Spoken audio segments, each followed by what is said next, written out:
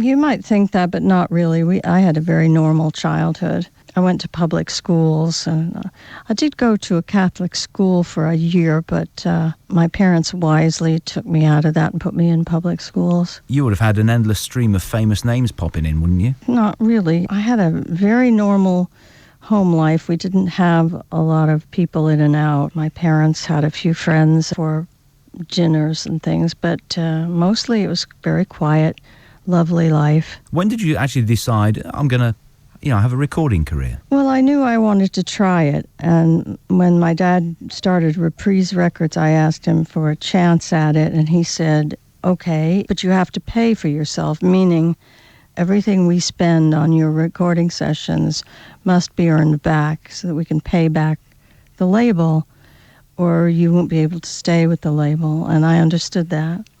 In the first 3 or 4 years, I fortunately was able to earn enough in royalties to pay back the label for the sessions that I did early on with Tutti Camarata and Don Costa. And those songs were chart records in places like Japan and Germany and a few other countries. I heard only one of my songs in America in those days, and when I heard it on the radio, I drove right to the station and shook the DJ's hand because I was stunned to finally hear a song of mine on the radio.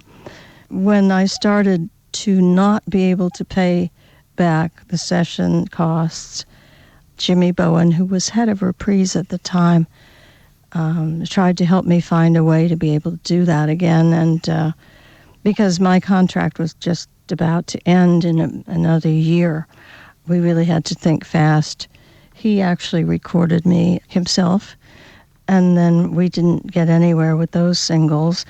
And then he put me with Lee Hazlewood, who was already on the label with Dwayne Eddy, and it's important to show young women who follow me and who are in the music business because of me that you can reinvent yourself and you still can survive in the music business. You may not be on the charts, but you still have a viable career if you work at it. We haven't mentioned the fact that, over the years as well, you've had a career away from music in movies and television as well, of course, haven't you? Sort of.